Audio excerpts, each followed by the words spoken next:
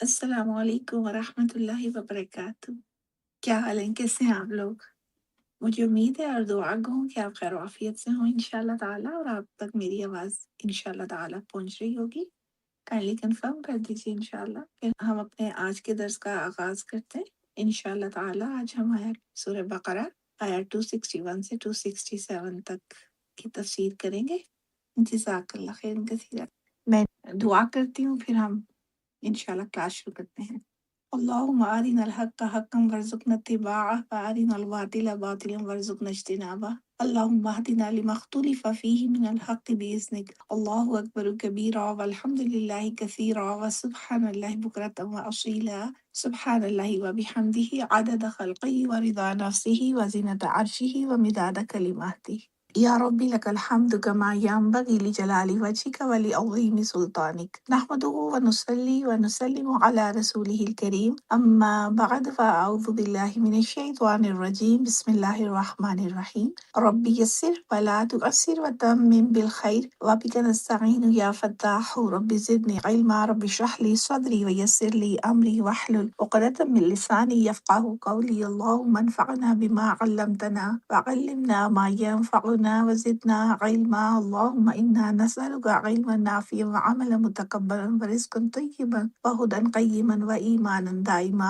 اللهم إنا نعوذ بك من علم لا ينفع ومن قلب لا يخشع ومن نفس لا تشبع ومن دعوة لا يستجاب لها۔ اللهم فقهنا في الدين، آمین ثم آمین یا رب العالمین۔ تو الحمدللہ اللہ تعالیٰ سے میں دعا کرتی ہوں کہ اللہ سبحانہ وتعالیٰ ہمارے بیٹھنے کو یہاں پر قبول و منظور فرما لے، اور انشاءاللہ تعالیٰ دیکھتے ہیں ہم آج کی آیات کو اسی طرح، پہلے لفظی ترجمہ، اس کے بعد بامحاورہ ترجمہ، اور پھر تفسیری پوائنٹس انشاءاللہ تعالیٰ۔ بسم اللہ الرحمن الرحیم۔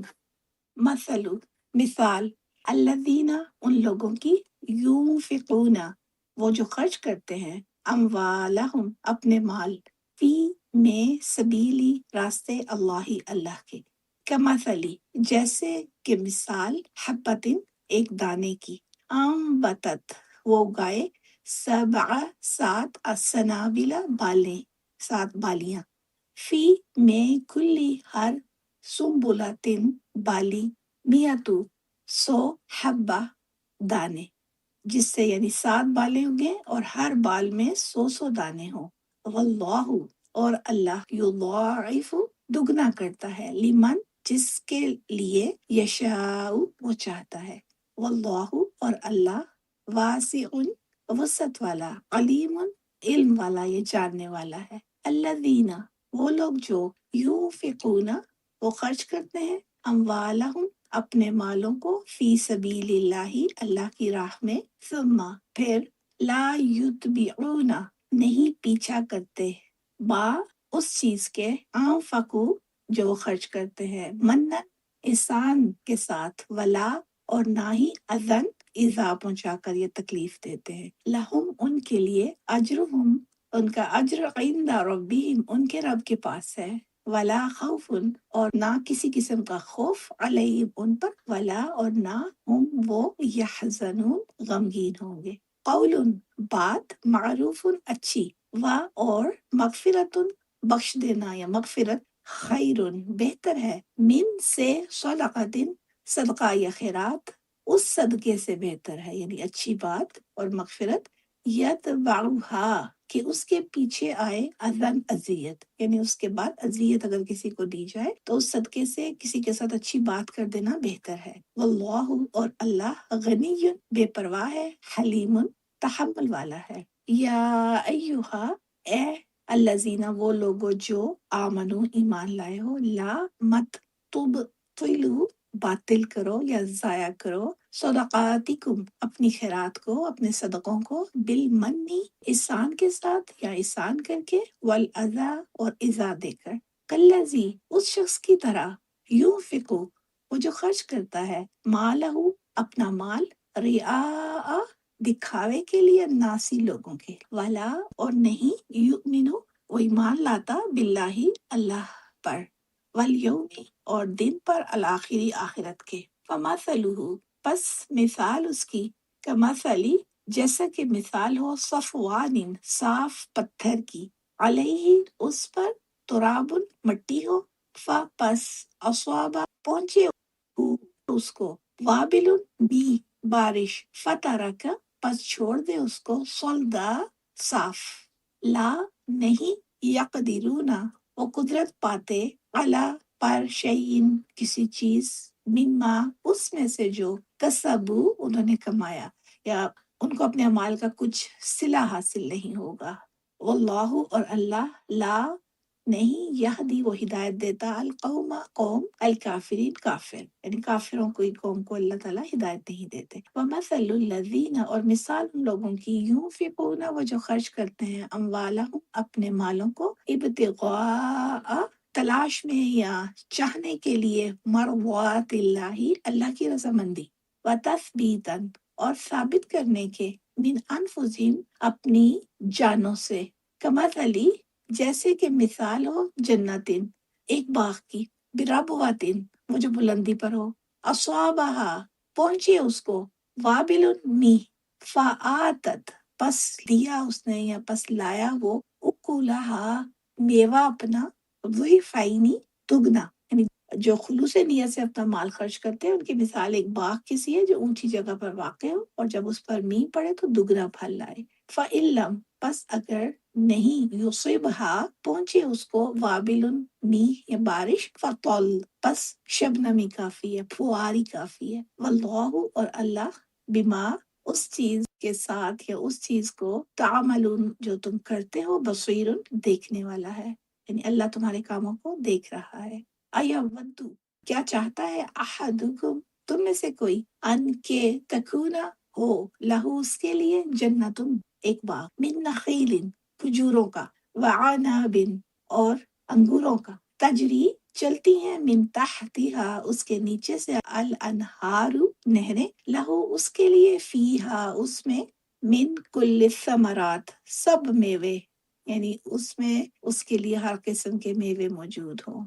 وَأَصَابَهُ الْكِبَرُ وَأَصَابَهُ اور پہنچے اس کو بڑھاپا، وَلَهُ اس حال میں کہ یا اور ہو اس کے لیے، ذریۃ اولاد، ضعفاء ناتواں کمزور، فَأَصَابَهَا پس پہنچے اس کو، ایصار بگولا، فیہ اس میں بگولا آئے آگ کا، فاحترقت پس جل گیا، کذالک اسی طرح، یبین بیان کرتا ہے، اللہ لکم تمہارے لیے، الآیات نشانیاں، لعلکم تاکہ تم تتفکرون فکر کرو، یا ایھا الذین اے لوگو جو آمنو ایمان لائے ہو، انفقو خرچ کرو، من طیبات پاکیزہ میں سے، ماں جو کچھ، کسبتم نے کمایا، ومما اور اس میں سے، اخرجنا نکالا ہم نے، لکم تمہارے لیے، من الارض زمین سے، ولا اور نہ اور مت، تیممو قصد کرو، الخبیثہ خبیث کا، منہ اس میں سے، یعنی بری اور ناپاک چیزیں دینے کا قصد نہ کرو، تنفقون تم خرچ کرو، ولستم اور نہیں ہو تم، بآخذیہ لینے والے اس کے، یعنی کہ ایسی چیز جو کوئی کبھی اگر تمہیں دے تو تم اس کو لینا نہ چاہو، تو ایسی چیز کسی کو بھی دینے کا ارادہ نہ کرو، الا مگر، تغمضو کہ تم آنکھ بند کر لو، جیسے دیکھا نہیں ہے، فیہ اس میں، وعلموا اور جان لو، ان اللہ بے شک اللہ، غنی بے پرواہ ہے، حمید تعریف کیا گیا ہے۔ اب ان کا انشاءاللہ تعالی ہم با محاورہ ترجمہ دیکھ لیتے ہیں۔ ان لوگوں کی مثال جو اللہ کے راستے میں اپنے مالوں کو خرچ کرتے ہیں، اس دانے جیسی ہے جس نے 7 بالیوں کو اگایا، ہر بالی میں 100 دانے ہیں، اور اللہ تعالیٰ دگنا کرتا ہے یا بڑھاتا ہے جس کے لیے چاہے، اور اللہ تعالیٰ وسعت والا ہے اور سب کچھ جاننے والا ہے۔ جو لوگ اپنے مالوں کو اللہ کے راستے میں خرچ کرتے ہیں، پھر جو کچھ انہوں نے خرچ کیا اس کے پیچھے احسان جتلانا اور تکلیف دینا نہیں کرتے، ایسے لوگوں کے لیے ان کے رب کے پاس اجر ہے، اور ان پر کوئی خوف نہیں ہوگا اور نہ وہ غمگین ہوں گے۔ دستور کے مطابق بات اور درگزر کرنا اس صدقے سے بہتر ہے جس کے پیچھے تکلیف یا ستانا ہو۔ دستور کے مطابق بات کرنا بھی آپ کہہ سکتے ہیں، یا آپ یہ بھی کہہ سکتے ہیں کہ اچھی بات کرنا اس صدقے سے بہتر ہے جس کے پیچھے، یعنی جس کے بعد تکلیف ہو، ستانا ہو کسی کو، اور اللہ تعالیٰ بے نیاز اور بردبار ہے۔ مومنوں، اپنے صدقات اور خیرات احسان رکھنے اور ایذا دینے سے اس شخص کی طرح برباد نہ کر دینا جو لوگوں کو دکھاوے کے لیے مال خرچ کرتا ہے اور اللہ اور روز قیامت پر ایمان نہیں رکھتا۔ تو اس کے مال کی مثال اس چٹان کی سی ہے جس پر تھوڑی سی مٹی پڑی ہو اور اس پر زور کا میंہ برس کر اسے صاف کر ڈالے۔ اسی طرح یہ ریاکار لوگ اپنے اعمال کا کچھ بھی صلہ حاصل نہیں کر سکیں گے اور اللہ ایسے ناشکروں کو ہدایت نہیں دیا کرتا۔ اور جو لوگ اللہ کی خوشنودی حاصل کرنے کے لیے اور خلوص نیت سے اپنا مال خرچ کرتے ہیں، ان کی مثال ایک باغ کی سی ہے جو اونچی جگہ پر واقع ہو۔ جب اس پر میंہ پڑے تو دگنا پھل لائے، اور اگر میंہ نہ بھی پڑے تو خیر پھوار ہی کافی ہے یا پھوار ہی صحیح، اور اللہ تمہارے کاموں کو دیکھ رہا ہے۔ بھلا تم میں کوئی یہ چاہتا ہے کہ اس کا کھجوروں اور انگوروں کا باغ ہو جس میں نہریں بہہ رہی ہوں اور اس میں ہر قسم کے میوے موجود ہوں، اور اسے بڑھاپا آ پکڑے اور اس کے ننھے ننھے بچے بھی ہوں، مطلب یہ کہ ابھی اس قابل نہ ہو اولاد کہ وہ کمائی کر سکے، تو اچانک اس باغ پر آگ کا بھرا ہوا بگولا چلے اور وہ جل کر راکھ کا ڈھیر ہو جائے۔ اس طرح اللہ تم سے اپنی آیتیں کھول کھول کر بیان فرماتا ہے تاکہ تم سوچو اور سمجھو۔ مومنو، جو پاکیزہ اور عمدہ مال تم کماتے ہو اور جو چیزیں ہم تمہارے لیے زمین سے نکالتے ہیں، ان میں سے اللہ کی راہ میں خرچ کرو اور بری اور ناپاک چیزیں دینے کا قصد نہ کرنا کہ اگر وہ چیزیں تمہیں دی جائیں تو سوائے اس کے کہ لیتے وقت آنکھیں بند کر لو، ان کو کبھی بھی نہ لو، اور جان رکھو کہ اللہ بے پرواہ اور تعریف کیا گیا یا قابل ستائش ہے۔ پیچھے ہم نے آیت الکرسی میں توحید کا بیان پڑھا تھا جو دین کا اصل اصول ہے اور بنیاد ہے۔ اللہ تعالیٰ کی صفات کا ذکر بھی پیچھے پھر آ گیا اس پہ آیت الکرسی میں ہی۔ گزشتہ 3 آیات میں یاد ہوگا آپ کو کہ 3 واقعات بیان ہوئے ہیں جن کو جان لینے سے یہ بات سمجھ میں آتی ہے کہ ہدایت اور گمراہی اللہ کے اختیار میں ہے۔ وہ جسے چاہتا ہے ہدایت سے نوازتا ہے اور جسے چاہے اس سے محروم رکھتا ہے۔ زندگی اور موت بھی اللہ جل جلالہ کے دست قدرت میں ہے، کسی اور کا اختیار نہیں ہے اس میں۔ اس سے پہلے بنی اسرائیل کے جہاد کا واقعہ بھی ہم نے پڑھا کہ کس طرح ان لوگوں نے جہاد سے گریز کیا تو اللہ تعالیٰ نے انہیں سزا میں مبتلا کر دیا۔ اللہ تعالیٰ نے انہیں واضح ہدایت دی کہ وہ اپنی جان اور مال کی قربانی سے بالکل بھی دریغ نہ کریں۔ یہ ہمارے لیے بھی ہے سبق کہ جان اور مال کی قربانی سے کبھی دریغ نہ کریں اللہ کے راستے میں۔ اہل ایمان سے بھی یہی فرمایا تھا، پیچھے پڑھ کے آئے ہیں، انفقوا مما رزقناکم، کہ ہم نے تم کو جو رزق دیا ہے اس میں سے خرچ کرو۔ پھر درمیان میں یہ 3 واقعات آئے اور پھر دوبارہ سے رخ جو ہے انفاق فی سبیل اللہ کی طرف ہے۔ تو ان آیات میں اللہ تعالیٰ کے راستے میں خرچ کرنے کی فضیلت کا بیان ہے اور ان شرائط کا بھی ذکر ہے کہ جن کی وجہ سے خرچ کیا ہوا مال اللہ تعالیٰ کی بارگاہ میں قبول ہوتا ہے، یا ایسی شرائط جن سے قبول نہیں ہوتا۔ تو اس ضمن میں اللہ تعالیٰ نے 7 باتیں بیان کی ہیں۔ پہلی آیت میں 2 باتوں کا ذکر ہے۔ صدقے کی فضیلت اللہ تعالیٰ نے بتائی ہے اور اس کے بدلے میں ملنے والے اجر کا نقشہ کھینچا ہے۔ نیکی کے ہر کام میں خرچ کرنا انفاق فی سبیل اللہ کہلاتا ہے۔ تاہم جہاد کی خاطر خرچ کرنا اس کی ایک خصوصی مد ہے، کیونکہ جہاد فی سبیل اللہ کے ذریعے دین کو غلبہ حاصل ہوتا ہے جس سے دین کی اشاعت میں مدد ملتی ہے۔ اسی طرح دینی تعلیم کا فروغ بھی اسی سلسلے کی ایک کڑی ہے۔ اس کے علاوہ غربا اور مساکین کی اعانت کرنا، ان کی مدد کرنا، بیوگان اور جو یتیم ہوتے ہیں ان کی حاجت روائی، یہ سب انفاق فی سبیل اللہ کے اہم جزو ہیں۔ اس قسم کے تمام اخراجات کی فضیلت اور اجر و ثواب کو اللہ تعالیٰ نے ایک مثال کے ذریعے سمجھایا ہے یہاں پر۔ چنانچہ اللہ تعالیٰ کا ارشاد ہوتا ہے، مثل الذین ينفقون اموالهم فی سبیل اللہ کمثل حبہ، اللہ کی راہ میں خرچ کرنے والوں کی مثال اس دانے جیسی ہے، انبتت 7 سنابل، جو 7 خوشے اگاتا ہے۔ ایک دانہ اس کو جب بویا ہے تو اس سے 7 خوشے اگے ہیں۔ فی کل سنبلۃ 100 حبہ، اور ہر خوشے میں، ہر بالی میں 100 دانے پیدا ہوتے ہیں۔ جس طرح زرخیز زمین میں ایک دانہ بویا جاتا ہے اور اس کی مناسب دیکھ بھال اور آبیاری کی جائے تو اس سے 700 دانے پیدا ہوتے ہیں، اسی طرح اللہ تعالیٰ کی راہ میں خرچ ہونے والا ایک پیسہ، اس کا اجر اور ثواب 700 گنا تک حاصل ہوتا ہے۔ قرآن و سنت میں ہر نیکی کے اجر و ثواب کی کئی معیار ہیں جن کا ذکر آتا ہے، جیسے سورہ انعام میں آتا ہے من جاء بالحسنۃ فلہ عشر امثالها، یعنی ایک نیکی کا بدلہ 10 گنا ہے، جبکہ حدیث پاک میں 700 گنا تک کا بیان کیا گیا ہے۔ تو اس ضمن میں مفسرین کرام فرماتے ہیں کہ نیکی کے کام میں جس قدر اخلاص پایا جاتا ہے اس کے مطابق اس نیکی کا اجر و ثواب حاصل ہوتا ہے۔ تاہم سورہ انعام کی آیت پاک کے مطابق ہر نیکی کا کم از کم اجر 10 گنا ہے۔ اس کے بعد پھر جس قدر اخلاص بڑھتا جائے گا ثواب میں بھی اضافہ ہوتا جاتا ہے، حتیٰ کہ اعلیٰ درجے کے اخلاص پر 700 گنا تک اجر حاصل ہوگا۔ تاہم مفسرین کرام بیان فرماتے ہیں کہ جہاد فی سبیل اللہ جس کے ساتھ دین کی اقامت ہوتی ہے اور اشاعت وابستہ ہے، اس سلسلے میں کی گئی ادنا سے ادنا درجے کی نیکی کا ثواب بھی 700 گنا سے شروع ہوتا ہے، اور پھر جس قدر خلوص بڑھتا چلا جاتا ہے اسی قدر اجر و ثواب بھی بڑھتا جاتا ہے۔ حدیث پاک میں آتا ہے کہ کسی جہاد کے موقع پر ایک شخص نے حضور نبی اکرم صلی اللہ علیہ وسلم کی خدمت میں ایک اونٹنی پیش کی جس کو مہار لگی ہوئی تھی اور اس پر کجاوا بھی کسا ہوا تھا۔ آپ صلی اللہ علیہ وسلم بہت خوش ہوئے اور فرمایا کہ تم نے بہت اچھا کیا، اللہ تعالیٰ تمہیں قیامت کے دن ایسے کسے ہوئے کجاوے والی 700 اونٹنیاں عنایت کرے گا۔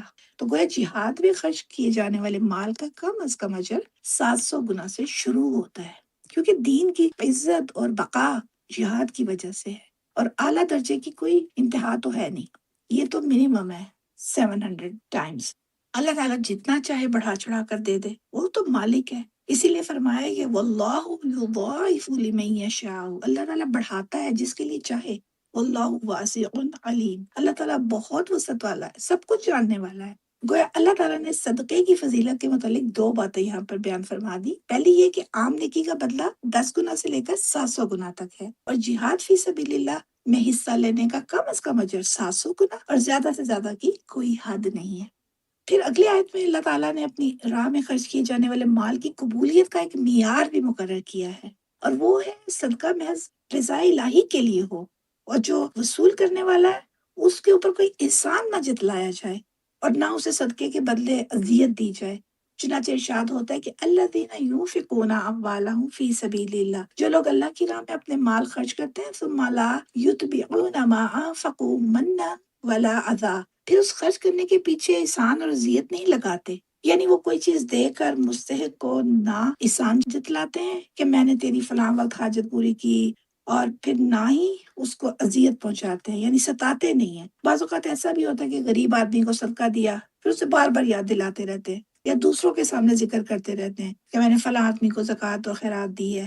یہ اچھی باتیں نہیں ہیں۔ یہ بھی ہو سکتا ہے کہ جس محتاج کو کوئی چیز عطا کی ہے اس کے بدلے میں اس سے پھر کوئی مزدوری کوئی کام لیتے ہیں، جو ظاہر ہے کہ اسے تنگ کرنے اور ستانے کے مترادف ہوگا۔ کسی کو دھکا دے دیا جائے، پٹائی کر دی جائے، گالی نکالی جائے، یا طعن اور ملامت کی جائے، یہ سب اظہار ثانی کی باتیں ہیں۔ تو فرمایا کہ وہ لوگ جو خرچ کرنے کے بعد ایسی بری حرکات سے باز رہتے ہیں، لہم اجرہم عند ربہم، ایسے ہی لوگوں کے لیے ان کے رب کے ہاں اجر ہے جو انہیں کئی گنا بڑھا چڑھا کر دیا جائے گا۔ ولا خوف علیہم ولا ہم یحزنون، ایسے لوگوں کو نہ اس دنیا میں کوئی خوف ہوگا اور نہ وہ اگلے جہاں میں غمگین ہوں گے، بلکہ ان کی دنیا اور آخرت ہر دو مقامات سنور جائیں گے اور وہ کامیاب اور کامران ہوں گے۔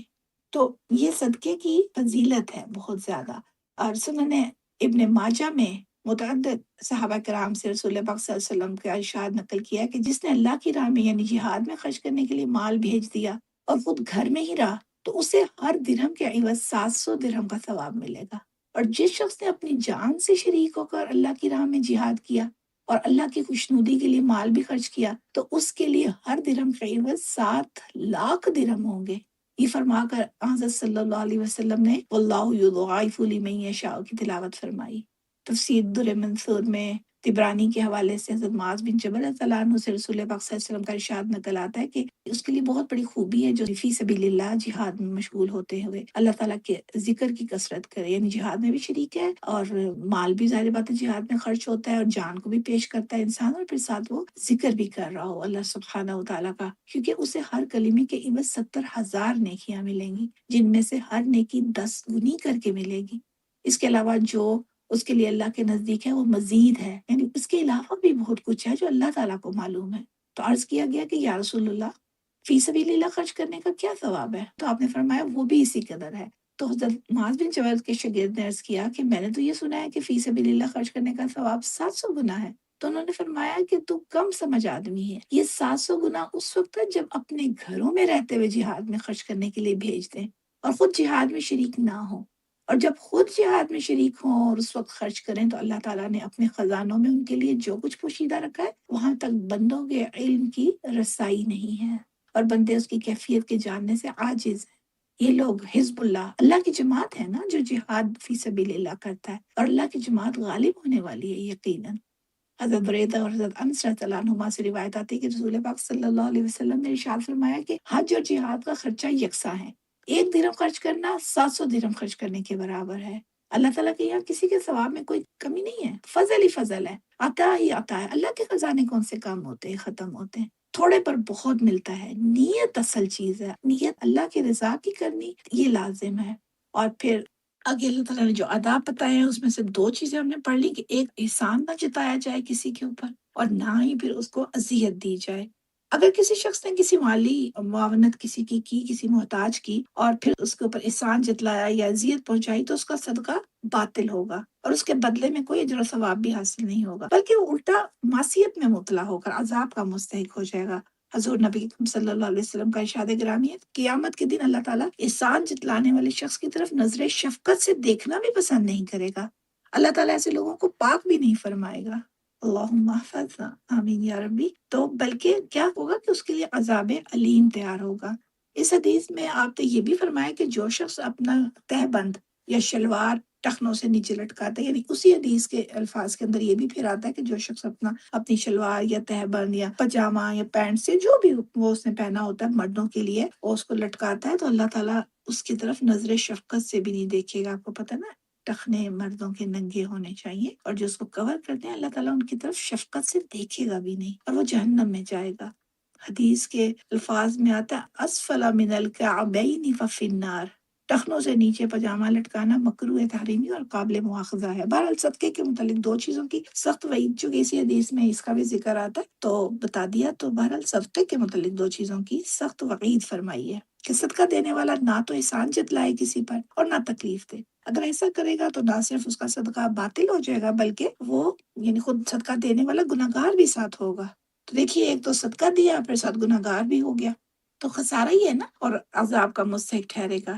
بعض اوقات سائل جو ہے نا وہ لجاجت کرتا ہے، منت سماجت کرتا ہے اور اپنے سوال پر اصرار کرتا رہتا ہے۔ اس صورت میں ہوتا ہے کئی دفعہ کہ انسان اریٹیٹ ہو جاتا ہے بہت زیادہ، تو اس صورت میں فرمایا کہ قول معروف، دستور کے مطابق نرم جواب دینا اور مغفرہ اور درگزر کرنا، اس کے اصرار پر بالکل بھی بد زبانی سے پرہیز کرنا چاہیے۔ اگر نہیں کسی کو دینا تو اچھے طریقے سے اس کو منع کر دیا جائے، اس کو ڈانٹ ڈپٹ نہ کی جائے۔ اللہ تعالیٰ نے کیا فرمایا، قول معروف خیر من صدقۃ یتبعها اذی، اس صدقے سے بہتر ہے جس کے بعد اذیت پہنچائی جائے۔ مطلب یہ کہ سائل کے بضد ہونے پر اسے نرمی کے ساتھ جواب دے دیا جائے تو بہتر ہے، بجائے اس کے کہ اسے کچھ دے بھی دیا جائے اور ساتھ طعن و تشنیع اور گالی بھی دی جائے، یا اسے دھکے دے کر نکال دیا جائے۔ تو ایسا کرنے سے صدقہ باطل ہو جائے گا، لہٰذا ایسی باتوں سے پرہیز کرنا چاہیے۔ اللہ تعالیٰ کے راستے میں خرچ کرتے وقت یہ نہیں سمجھنا چاہیے کہ اللہ تعالیٰ کو تمہارے صدقات اور خیرات کی ضرورت ہے، نہیں۔ اللہ تعالیٰ نے فرمایا اللہ غنی، اللہ تعالیٰ تو ایسی چیزوں سے بے نیاز ہے۔ صدقہ دینے سے انسان کا اپنا ہی فائدہ ہے، اسے تقرب اللہ حاصل ہوگا، اس کا نفس پاک ہو جائے گا۔ اللہ تعالیٰ حلیم بھی ہیں، بڑے پردبار ہیں۔ اکثر اوقات مجرموں کو مہلت دیتا رہتا ہے اللہ تعالیٰ، بہت سے لوگ اس مہلت سے ناجائز فائدہ اٹھا کر برے کاموں میں لگ جاتے ہیں، مگر معلوم ہونا چاہیے کہ اللہ تعالیٰ کسی وقت بھی گرفت کر سکتا ہے، لیکن مقررہ وقت پر اللہ تعالیٰ گرفت کر بھی لیتے ہیں۔ تو صدقے کے باطل ہونے کی 2 وجوہات کا ذکر ہوا۔ اب اگلی آیت میں ان کا تذکرہ دوبارہ آ رہا ہے اور ساتھ پھر اور بھی اضافہ ہو رہا ہے۔ تو یا ایھا الذین آمنوا لا تبطلوا صدقاتکم بالمن والاذی، اے اہل ایمان اپنے صدقات اور خیرات احسان جتلا کر اور تکلیف پہنچا کر باطل نہ کرو۔ یہی 2 چیزیں پہلے بھی آئی ہیں، اب پھر دوبارہ فرمایا وہاں تھا ثم لا یتبعون ما انفقوا منا ولا اذی، گویا دونوں مقامات پر احسان اور اذیت کو ابطال صدقہ کا ذریعہ بتایا گیا۔ صدقہ ضائع ہو جاتا ہے ان 2 چیزوں سے، بہت اچھی طرح اس کو سمجھ لینا چاہیے، احسان جتانا یا پھر صدقہ دے کر بعد میں اس شخص کو اذیت دینا کسی بھی طریقے سے۔ تو ایسا کرنے سے نہ صرف صدقہ بے مقصد ہو جاتا ہے بلکہ الٹا انسان گناہگار ہو کر عذاب کا مستحق ہو جاتا ہے۔ تو گویا یہ بات سمجھا دی گئی ہے کہ انفاق فی سبیل اللہ کا مفہوم محض اللہ سبحانہ وتعالیٰ کی رضا جوئی کے لیے خرچ کرنے کا نام ہے۔ ہر وقت کوئی کام بھی آپ کریں، صدقہ اسپیشلی اس کے حوالے سے چونکہ یہ آیات آ رہی ہیں، تو صرف ذہن میں یہی ہو کہ اللہ تعالیٰ کس طریقے سے راضی ہوں گے، اللہ تعالیٰ کی رضا ہی مطلوب ہو اور کسی کی بھی نہیں۔ دنیاوی طور پر بعض اوقات ہوتا ہے انسان کسی کی نظر میں اچھا بننے کے لیے یا اس طریقے سے اپنا کوئی کام نکلوانے کے لیے مستقبل میں کسی کے ساتھ اچھا سلوک کر دیتا ہے، سو صدقہ خیرات کر دیتا ہے، نہیں، ایسی کوئی بھی نیت نہ ہو۔ اب ابطال صدقہ کی تیسری وجہ کے متعلق اللہ تعالیٰ فرماتے ہیں کَالَّذِی يُنْفِقُ مَالَهُ رِئَاءَ النَّاسِ، جو شخص لوگوں کے دکھانے کے لیے مال خرچ کرتا ہے اس کا صدقہ بھی اسی طرح باطل ہو جاتا ہے جس طرح احسان جتلا کر یا اذیت پہنچا کر ضائع ہوتا ہے۔ تو یہ تیسری صورت ہو گئی دکھاوے کے لیے مال خرچ کرنا۔ ریاکار جو ہوتا ہے نہ صرف اجر و ثواب سے محروم رہتا ہے بلکہ الٹا گنہگار ہوتا ہے، کیونکہ اس نے اللہ کی رضا کے لیے خرچ نہیں کیا بلکہ شہرت اور نیک نامی کی خاطر کیا ہے۔ حدیث پاک میں آتا ہے کہ قیامت کے دن اللہ تعالیٰ ریاکار کو فرمائے گا کہ جاؤ، تمہارے لیے میرے پاس کوئی اجر نہیں، تم ایسے صدقے کا اجر ان سے لو جن کی خوشنودی کی خاطر صدقہ کیا تھا، کیونکہ اللہ تعالیٰ فرمائیں گے کہ میں شریکوں سے پاک ہوں، میرا کوئی ہمسر نہیں، اور وہ تو صدقہ دیا تھا تو ساتھ نیت ہی یہ تھی کہ کوئی دیکھے تو میری تعریف کرے۔ تو اسی لیے ریا کو شرک اصغر کہا جاتا ہے نا۔ شرک کی بہت سی قسمیں ہیں جس میں ریا جو ہے نا وہ ہلکی قسم کا شرک شمار ہوتا ہے۔ تو فرمایا کہ ایک تو ایسا شخص دکھاوے کے لیے خرچ کرتا ہے، دوسرے ولا یؤمن باللہ والیوم الآخر، اللہ تعالیٰ قیامت کے دن پر یقین بھی نہیں رکھتا۔ اگر اسے اللہ تعالیٰ کی وحدانیت، اس کی قدرت کاملہ اور مرنے کے بعد زندہ کرنے کا جو اللہ کے ہاتھ میں اختیار ہے اس کا یقین ہوتا تو پھر دوسروں کو دکھاوے کے لیے نیکی کا کام نہ کرتا، وہ محض اللہ تعالیٰ کی رضا کو ہی اپنے نظر میں رکھتا اور اسی کے لیے اپنا مال خرچ کرتا۔ تو فرمایا وَمَثَلُهُ كَمَثَلِ صَفْوَانٍ عَلَيْهِ تُرَابٌ، ریاکار کی مثال اس چٹان کی سی ہے جس پر مٹی پڑی ہوئی ہو، اور بظاہر یہ نظر آئے کہ اگر اس مٹی میں بیج بو دیا جائے تو فصل اگ آئے گی، یعنی نیچے ہارڈ راک ہو اور اوپر مٹی پڑی ہوئی ہو تو ایسے لگے کہ مٹی کے اندر اگر بیج بو دیا جائے گا تو فصل اگائے گی، مگر حقیقت میں وہ مٹی نہیں ہوتی بلکہ سخت اور صاف چٹان پر مٹی کی تہ جمی ہوتی ہے۔ فَأَصْوَابَهُ وابل، جب اس پر زور کا می برسا، تیز بارش یعنی ہوئی، فَتَرَكَهُ صَلْدًا، اب کوئی ہارڈ چیز ہو اس کے اوپر اگر ایک لیئر ہو مٹی کی تو جب تیز بارش ہوگی تو ساری باتیں وہ لیئر اتر جائے گی نا، تو یہ مٹی بہہ گئی جب تیز بارش ہوئی اور صاف چٹان باقی رہ گئی۔ تو مقصد یہ ہے کہ جس طرح چٹان پر بوئے گئے بیج سے کچھ حاصل نہیں ہوتا، اسی طرح ریاکاری میں خرچ کیے گئے مال کا کچھ بدلہ نہیں ملے گا۔ جو بھی صدقہ احسان جتلانے، ایذا پہنچانے یا ریاکاری کے لیے دیا جائے گا وہ باطل ہو جائے گا۔ تو فرمایا لا یقدرون علی شیء مما کسبوا، یہ لوگ اس میں سے کسی چیز پر قادر نہیں ہوں گے جو کچھ انہوں نے کمایا، یعنی جو صدقہ و خیرات کیا ہے، کیونکہ اس دنیا میں ہم جو کچھ بھی کمائی کر رہے ہیں اس کا ہمیں آخر میں ریوارڈ ملے گا نا، یہ چیز ہمارے سامنے آئے گی جو کسب ہم کرتے ہیں اچھے برے۔ تو اب جو صدقہ اور خیرات دکھاوے کے لیے کیا گیا ہوگا اس میں ریاکاری کا چونکہ عنصر شامل ہے، لہٰذا اس کا کوئی بھی اجر نہیں ملے گا، انسان خالی ہاتھ رہ جائے گا۔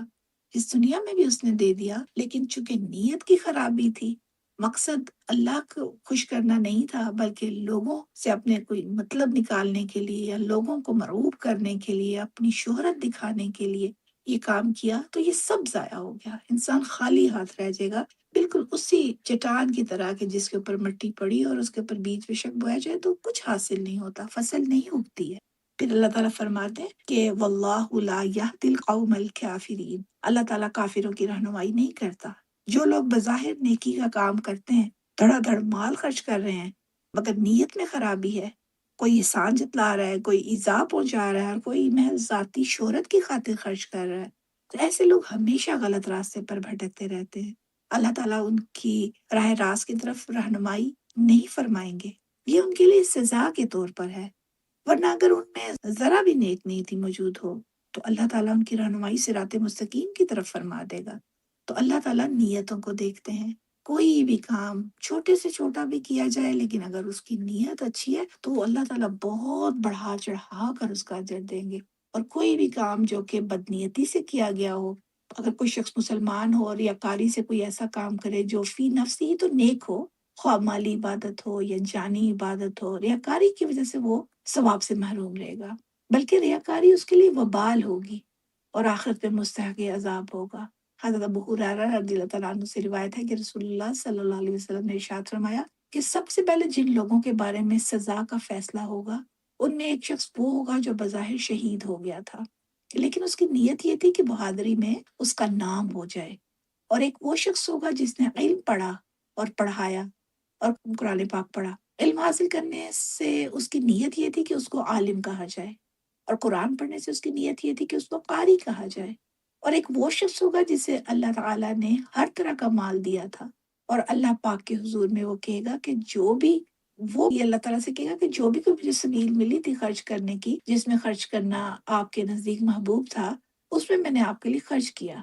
تو اللہ تعالیٰ کا ارشاد ہوگا کہ تو جھوٹ کہتا ہے، تو نے یہ اس لیے کیا تھا کہ تجھے سخی کہا جائے۔ تینوں آدمیوں سے اللہ تعالیٰ فرمائے گا کہ تمہاری جو خواہش تھی وہ پوری ہو چکی، مطلب تم نے دنیا کے لیے کیا تھا نا یہ سارا کچھ، وہ تو تمہیں مل گیا، اور جو تم چاہتے تھے وہ کہا جا چکا، لہٰذا ان تینوں کو منہ کے بل گھسیٹ کر دوزخ میں ڈال دیا جائے گا۔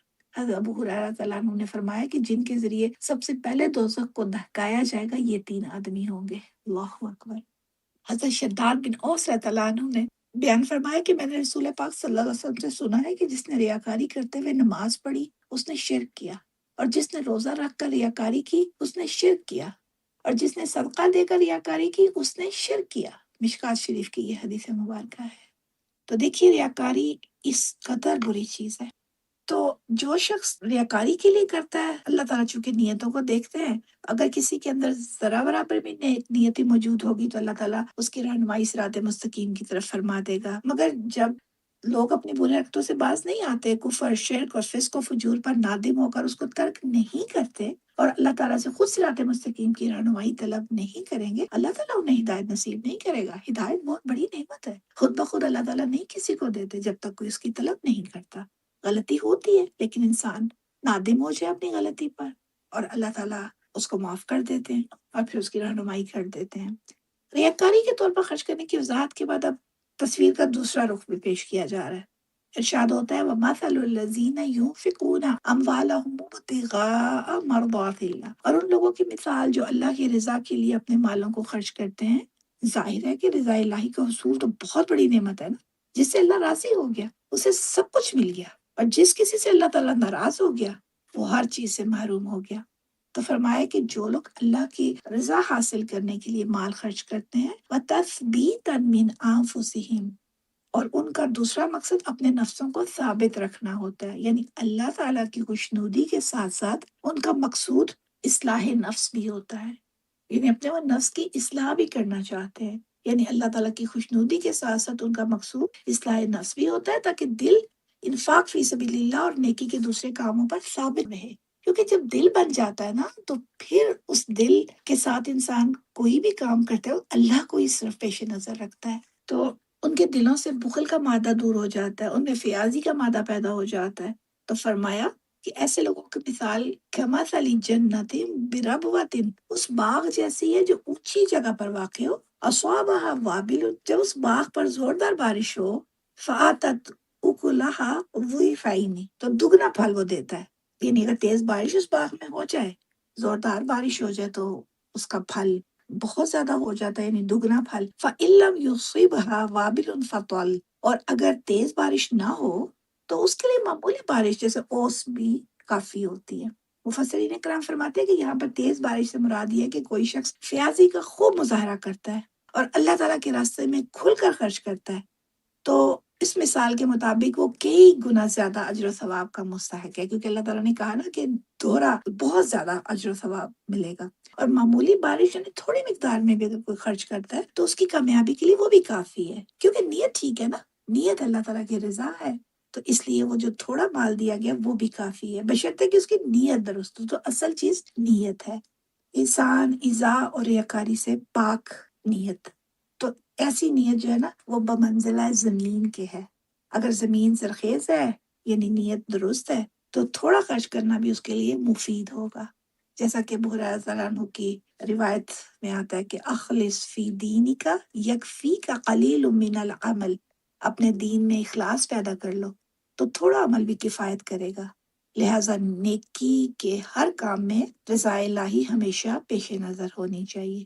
قبولیت کا یہی معیار ہے، واللہ بما تعملون بصیر، تم جو کچھ بھی کرتے ہو اللہ تعالیٰ اس کو خوب دیکھ رہا ہے، تمہارے کسی عمل سے غافل نہیں ہے، تمہارے دلوں کے حالات اور نیت سے واقف ہے، وہ تمہارے اخلاص کے درجے کو بھی جانتا ہے، اس سے کوئی چیز اوجھل نہیں، لہٰذا ہر کام کرتے وقت اپنی نیت کو درست کر لو۔ اپنی نیتوں کے اوپر بہت محنت کی ہمیں ضرورت ہے۔ نیت بنانی بھی چاہیے، جیسے کہتے ہیں نا کوئی بھی آپ کام کرنے جا رہے ہیں تو اس سے پہلے اپنی نیت کو خود چیک کریں کہ میں یہ کام کس لیے کرنا چاہتا ہوں یا چاہتی ہوں۔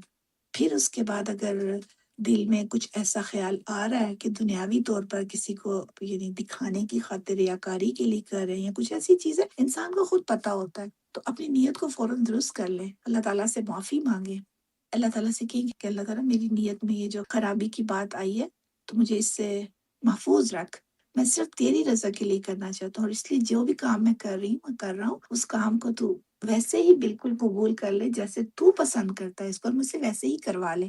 اپنی نیتوں کو درست کرنا بہت اہم چیز ہے۔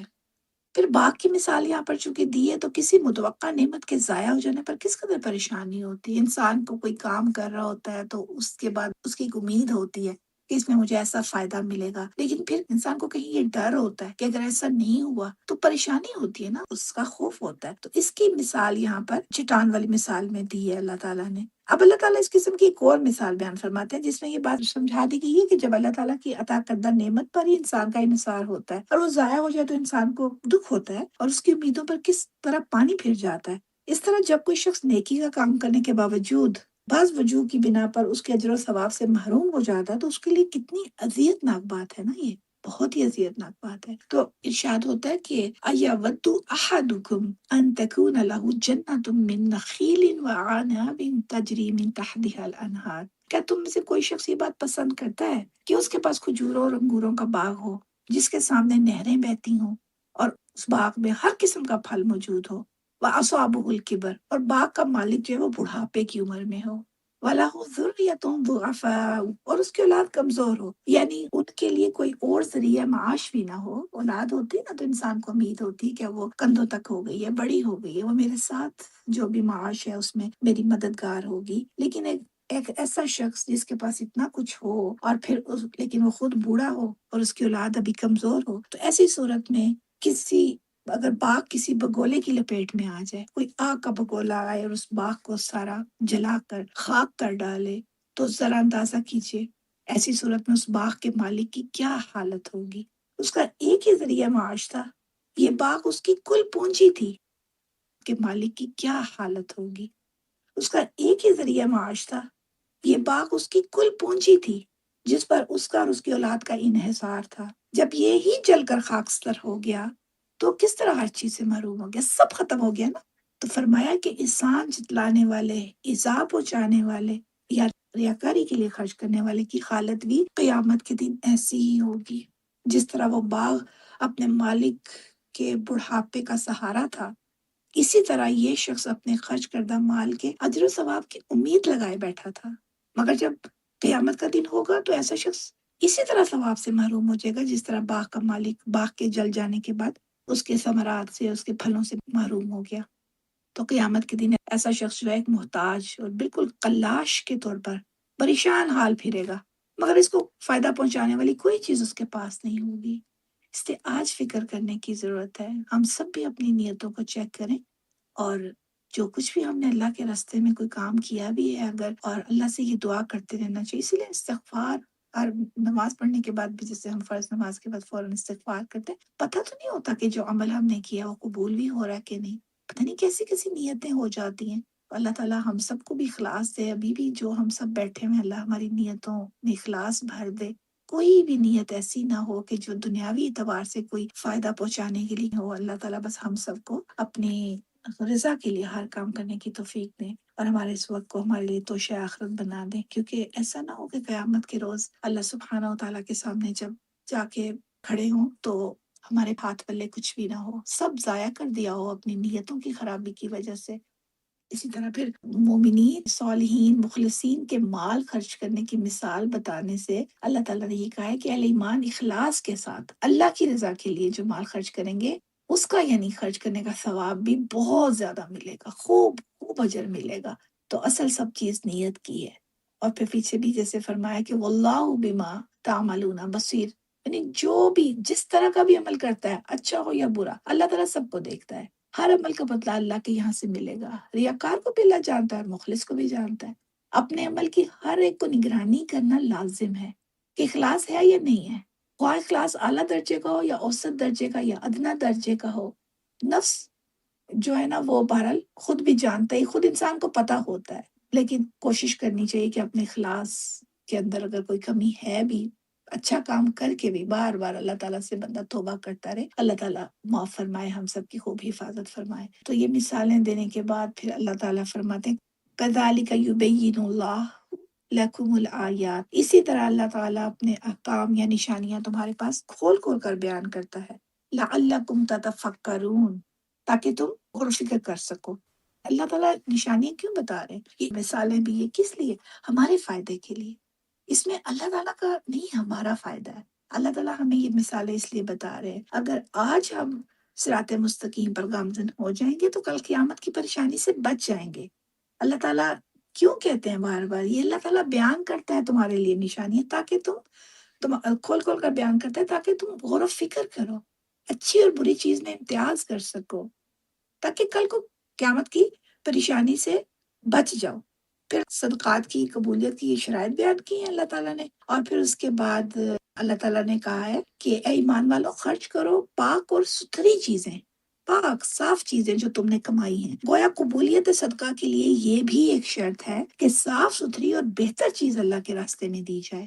مفسرین کرام نے طیبات کی تفصیل میں 2 چیزیں بیان کی ہیں۔ پہلی چیز یہ ہے کہ جو مال فی سبیل اللہ خرچ کیا جا رہا ہے وہ حلال ہو، جائز ذرائع سے حاصل کیا گیا ہو۔ حرام مال سے ادا کردہ صدقہ قابل قبول نہیں۔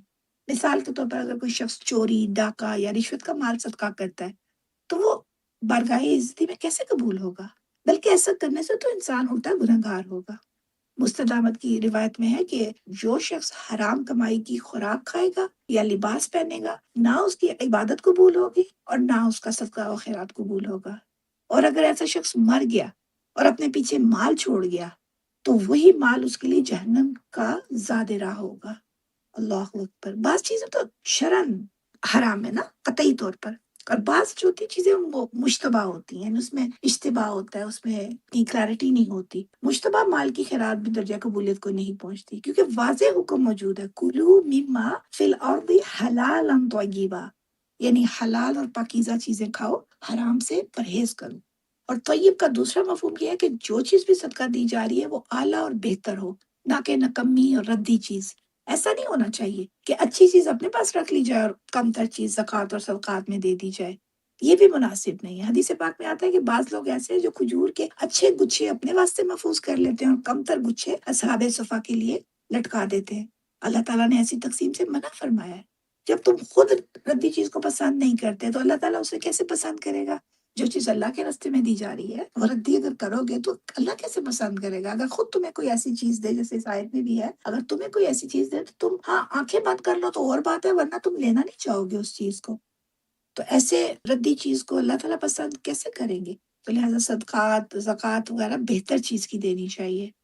تو پھر فرمایا کہ اہل ایمان پاکیزہ چیزوں میں سے خرچ کرو جو تم نے کمائی ہیں۔ اب کمائی کی بھی مختلف صورتیں ہیں۔ کمائی کا اولین ذریعہ انسان کی ذاتی محنت اور مشقت ہے۔ کوئی تجارت کرتا ہے، کوئی دکاندار ہے، ملازم ہے، کارخانہ دار ہے، یہ مزدور ہے، یہ سب ذاتی آمدن کے ذرائع ہیں۔ آمدن کے بعض دوسرے جو ذرائع ہوتے ہیں وہ اضطراری ہوتے ہیں، جس میں انسان کا ذاتی مشقت کا دخل نہیں ہوتا۔ مثلا کہیں سے کوئی ہدیہ مل گیا، وصیت کے ذریعے کوئی چیز حاصل ہو گئی، یا وراثت سے ترکے میں اس کو حصہ مل گیا۔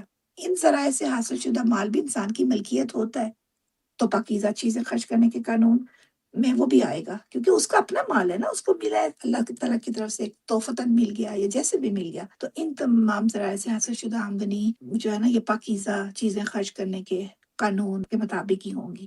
تو لہٰذا حکم ہوا کہ تم جس طرح حلال مال سے بھی خرچ کرنا چاہو، اچھی اور بہتر چیز دو۔ تو مال تو حلال ہی ہوگا، اس میں سے بھی پھر بیسٹ چیز جو ہے نا وہ اللہ کے راستے میں دو۔ اللہ کے راستے میں کم تر چیز دینے کی کوشش نہ کرو۔ پیچھے بھی گزر چکے ہیں، انفقوا مما رزقناکم، اللہ تعالیٰ نے فرمایا کہ اس میں سے خرچ کرو جو ہم نے تمہیں دیا ہے۔ مال تو یہ سارا اللہ تعالیٰ کا دیا ہوا ہے نا، اللہ کا مال ہے، اللہ نے دیا ہے، تو پھر اسی کے نام پر اگر اچھی سے اچھی چیز نہ دی جائے تو کتنی زیادتی کی بات ہے۔ چیز بھی اللہ کی، مال بھی اللہ کا، اور پھر اللہ کے راستے میں دینے کے لیے انسان بخل کرے، اچھی چیز نہ دے۔ تو اللہ کے نام پر ہمیشہ اچھی سے اچھی چیز دینی چاہیے۔ نہ کہ گھٹیا چیز، کیونکہ دینے والا تو خود اللہ تعالیٰ ہے۔ براہ راست خود محنت کر کے کمانے کے علاوہ ایک ذریعہ آمدنی زرعی پیداوار بھی ہے۔ اس کے متعلق اللہ تعالیٰ نے فرمایا کہ اس میں سے بھی خرچ کرو۔ وَمِمَّا أَخْرَجْنَا لَكُم مِّنَ الْأَرْضِ، جو ہم نے تمہارے لیے زمین سے نکالا، یعنی زرعی پیداوار، ہر قسم کا غلہ، مثلا گندم، جو، چاول، مکئی، باجرہ، دالیں وغیرہ شامل ہیں۔ اس کے علاوہ ہر قسم کا پھل اور سبزیاں بھی زرعی پیداوار ہے۔ اب یہ رہا سوال کہ کتنا خرچ کیا جائے، تو سب سے پہلے جو کچھ قرض ہے وہ ادا ہونا چاہیے۔ جس طرح تجارت وغیرہ کے مال میں کل مال کا 40واں حصہ زکوٰۃ فرض ہے نا، 2.5% یعنی تو مال کا 40واں حصہ ہوتا ہے۔ تو اسی طرح زرعی پیداوار سے عشر بھی ہوتی ہے، یعنی 10واں حصہ اللہ کی راہ میں جو زرعی پیداوار ہوتی ہے اس کا 10واں حصہ خرچ کیا جاتا ہے۔ البتہ اس کے بھی پھر آگے 2 حصے ہوتے ہیں۔ بارانی زمین، جو زمین بارشوں سے سیراب ہوتی ہے، اس میں مالک کو خود کوئی مشقت نہیں نہ کرنی پڑتی، تو اس میں سے 10واں حصہ، اور جو نہری یا چاہی زمین ہوتی ہے، یعنی کنویں وغیرہ سے جس کو سیراب کیا جاتا ہے، اس میں سے 20واں حصہ نکالنا فرض ہوتا ہے۔ البتہ بعض ایسی بھی چیزیں ہوتی ہیں جو خودرو ہوتی ہیں، جیسے گھاس، لکڑیاں اور کانے وغیرہ، ان چیزوں پر عشر نہیں ہوتا ہے، یہ معاف ہے۔ اگر یہ چیزیں خود کاشت کی جائیں، خود یعنی کہ کوئی اگاتا ہے ان چیزوں کو، چارے کے لیے گھاس وغیرہ خود بوئی جائے، لکڑی کے لیے درخت لگائے جائیں یا کانے کی کاشت کی جائے، تو پھر ان پر عشر ادا کرنا ہوتا ہے۔ یہ امام ابو حنیفہ رحمہ اللہ کا فتویٰ ہے۔ تو عشر کی ادائیگی تو فرض ہے، یہ تو لازمی ہے۔ اس کے علاوہ اگر کوئی مزید خرچ کرے گا تو وہ نوافل میں شمار ہوگا اور ثواب کا باعث ہوگا۔ اچھا، یہاں پر ایک شبہ کا ازالہ بھی ضروری ہے۔ نبی پاک صلی اللہ علیہ وسلم کی حدیث مبارکہ آتی ہے کہ سبزیوں میں صدقہ نہیں ہے، حالانکہ یہ بھی زرعی پیداوار ہے نا، اور زمین ہی سے نکلتی ہیں۔ امام ابو حنیفہ رحمہ اللہ فرماتے ہیں کہ اس حدیث کا یہ مطلب نہیں ہے کہ سبزیوں پر عشر بالکل معاف ہے، بلکہ اس کا مطلب یہ ہے کہ سبزیوں کا عشر سرکاری خزانے میں جمع کرانے کی ضرورت نہیں۔ مالک خود اپنی ثوابدید پر اس کے ہے کہ وہ خود مستحقین جو ہے ان کے اندر تقسیم کر دے۔ اس کی وجہ وہ یہ بتاتے ہیں کہ سبزیاں جلد خراب ہو جانے والی چیز ہیں، پیرشیبل ہے نا۔ اب سبزیاں تو سرکاری انتظام میں پہنچتے پہنچتے اور پھر تقسیم ہونے تک اس کے ضائع ہو جانے کا خدشہ ہے، تو اس لیے سبزی کا جو عشر یعنی 10واں حصہ یا 20واں بتایا، وہ برانی اور اس کا فرق جو چاہی یا نہری کے حساب سے، تو یہ مالک کو خود تقسیم کر لینا چاہیے اس کا اتنا حصہ نا۔ مثال کے طور پر اگر سبزی کے 10 گٹھے اس کو حاصل ہوئے ہیں تو ان میں سے ایک اللہ کی راہ میں دے دے، یا اگر زمین چاہی یا نہری ہے تو 20 گٹھوں میں سے ایک ادا کر دے۔ اہل سنت کا یہی مسلک ہے اور یہ قرآن اور سنت سے موافقت رکھتا ہے۔ زمین کی پیداوار کا ایک اور ذریعہ ہوتا ہے، وہ معدنیات ہوتی ہیں۔ عام زمین میں اور پہاڑوں میں کانیں پائی جاتی ہیں جن سے تانبا، نمک، کوئلہ، لوہا، سونا، چاندی، تیل وغیرہ یہ چیزیں نکلتی ہیں۔ ان تمام چیزوں کی زکوٰۃ خمس یعنی کل آمدنی کا 5واں حصہ ہے۔ چونکہ ان اشیاء کی پیداوار خود سے انسان یعنی اگاتا نہیں ہے، یا کچھ اس طرح کی محنت تو نہیں درکار ہوتی، نہ بیج، نہ پانی، نہ اس طرح کی چیزیں، تو اس لیے اس کی کل آمدنی کا 5واں یعنی 20% ادا کرنا ضروری ہے۔ البتہ ایک اس میں مسئلہ فقہاء کرام کے درمیان اختلاف اس میں ہے کہ ان کانوں کا مالک کون ہے۔ امام ابو حنیفہ رحم اللہ، امام شافی رحم اللہ اور امام احمد رحم اللہ فرماتے ہیں کہ کانوں کا مالک وہ شخص ہے جس کی زمین سے معدنیات برآمد ہوں، تو لہٰذا خمس بھی وہی ادا کرے گا۔ اگر یہ معدنیات کسی عام جنگل، صحرا یا سمندر سے نکلیں تو ان کی مالک حکومت ہوگی۔ البتہ امام مالک رحم اللہ کا مسئلہ یہ ہے کہ کان خواہ کہیں بھی نکلے اس کی مالک حکومت ہے۔ یہاں پر اللہ تعالیٰ نے فرمایا کیا تھا کہ اگر کمائی تمہاری ذاتی محنت اور مشقت کی ہے تو پھر اس میں سے حلال اور طیب چیزیں اللہ کی راہ میں خرچ کرو، اور جو زمین کی پیداوار ہے اس میں سے بھی اچھی چیز خرچ کرو، اور ردی یا کمتر چیز کو خرچ کرنے کا ارادہ نہ کرو۔ خبیث سے مراد ردی یا گھٹیا چیز ہے یہاں پر، اور اس کا اطلاق ناپاک چیزوں پر بھی ہوتا ہے۔ اللہ تعالیٰ کی راہ میں صاف ستھری چیزیں دینی چاہیے، کیونکہ وَلَسْتُمْ بِآخِذِيهِ، یعنی گھٹیا چیز جب تم خود لینے کے لیے تیار نہیں ہوتے ہو تو اللہ تعالیٰ کی راہ میں ایسی چیزیں کیسے دیتے ہو؟ گھٹیا چیز قبول کرنے کی ایک صورت ہے کہ تم خود چشم پوشی کر لو، إِلَّا أَن تُغْمِضُوا فِيهِ۔ خود ایسے تو نہیں ہوتا انسان کسی سے کوئی چیز لینی ہو تو وہ آنکھیں بند کر لے کہ مجھے نظر نہ آئے کہ اس نے مجھے کیسی چیز، خود خوب اچھی طرح جانچ پڑتال کر کے اس کی خود اچھی طرح دیکھ بھال کے وہ چیز لیتا ہے۔ تو اللہ تعالیٰ کہتے ہیں کہ ایک ہی صورت ہے کہ اگر تمہیں کوئی چیز گھٹیا دے رہا ہو تو تم خود سے تو لیتے نہیں، اور اگر آنکھیں بند کر لو تو ہاں یہ صورت ہے کہ تمہیں پتہ ہی نہیں چلا کہ کس طرح کی چیز کسی نے دے دی، مگر یہ تم کرنے کے لیے تیار نہیں ہوتے ہو، تو لہٰذا اللہ کی راہ میں بھی اچھی سے اچھی چیز خرچ کرو۔ ایک اور مقام پر جیسے 4th جز جب سٹارٹ ہوگا تو وہاں پر آئے گا سورہ آل عمران میں کہ لا تنالوا البر حتی تنفقوا مما تحبون، تم ہرگز نیکی کو نہیں پہنچ سکتے جب تک تم اپنی پسندیدہ چیز خرچ نہ کرو۔ ظاہر ہے کہ ہر شخص اچھی صاف ستھری اور بہتر چیز ہی ہر شخص پسند کرتا ہے نا، اس کی پسندیدہ چیز وہی ہوتی ہے، تو لہٰذا بہتر چیز ہی فی سبیل اللہ بھی ادا کیا کرو۔ پاکیزہ چیز کے سلسلے میں ترمذی شریف کی ایک حدیث پاک ہے کہ حضور پاک صلی اللہ علیہ وسلم نے فرمایا لا تقبل صلاة بغیر طہور ولا صدقۃ من غلول، یعنی طہارت کے بغیر اللہ تعالیٰ نماز قبول نہیں کرتا اور خیانت کے مال سے صدقہ قبول نہیں کرتا۔ تو لہٰذا جس مال کی زکوٰۃ، صدقات، خیرات وغیرہ دی جا رہی ہے اس کا حلال اور طیب ہونا بھی ضروری ہے۔ اللہ تعالیٰ کہہ رہے ہیں وَعْلَمُوا، اچھی طرح سے جان لو، ان اللہ غنی حمید، کہ اللہ تعالیٰ بے پرواہ اور بے نیاز ہے، اس کو تمہاری صدقات اور خیرات کی کوئی ضرورت نہیں ہے۔ پہلے بھی پڑھ چکے نا، یہ تو اللہ تعالیٰ نے ہی دیا ہے نا، یہ تو سب مال ہی اللہ تعالیٰ کا ہے، تو اس میں اگر ہم دے رہے ہیں اللہ کی راہ میں تو کون سا احسان کسی پر دھر رہے ہیں، یہ تو اللہ کی ہی چیز ہے۔ ہمارے اوپر اللہ کا یہ احسان ہے کہ اللہ تعالیٰ نے ہمیں دی وہ چیز اور ہم اس کو دینے کے قابل اگر ہو رہے ہیں تو اللہ تعالیٰ کہتے ہیں کہ یہ صدقات و خیرات کی اللہ کو کوئی ضرورت نہیں ہے، اللہ غنی ہے، یہ تو تمہارے اپنے ہی فائدے کے لیے ہے تاکہ تم اس سے آخرت کو اپنی سنوار سکو۔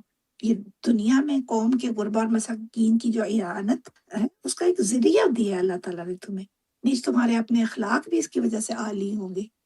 اللہ تعالیٰ پر پھر راضی ہوگا انسان، جب انسان اللہ تعالیٰ کی چیز پر راضی ہوتا ہے مطلب یہ کہ وہ اس کا شکر ادا کرتا ہے اور اس کے جواب میں پھر اللہ سبحانہ وتعالیٰ اس پر راضی ہوتے ہیں، اللہ تعالیٰ اور زیادہ اس کے اوپر اپنی نعمتوں کے دروازے کھولتے ہیں۔ آپ کو معلوم ہے نا کہ جتنا شکر کرتا ہے انسان، اللہ تعالیٰ اس کے رزق میں بھی بے پناہ اضافہ فرماتے ہیں۔ ہر وقت شکر اللہ کا کریں، ہم اپنی چھوٹی چھوٹی نعمتیں جو دیکھتے رہتے ہیں ہر وقت الحمدللہ شکر للہ، تو اللہ تعالیٰ حمید ہیں، یعنی تمام خوبیوں کے مالک خود ہیں وہ۔ تم اچھا کام کرو یا برا کرو وہ بے نیاز ہے، تمہارے اچھے اعمال نہ اس کی خدائی میں کوئی اضافہ کر سکتے ہیں اور نہ تمہارے برے اعمال اس کی خدائی پر اثر انداز ہو سکتے ہیں۔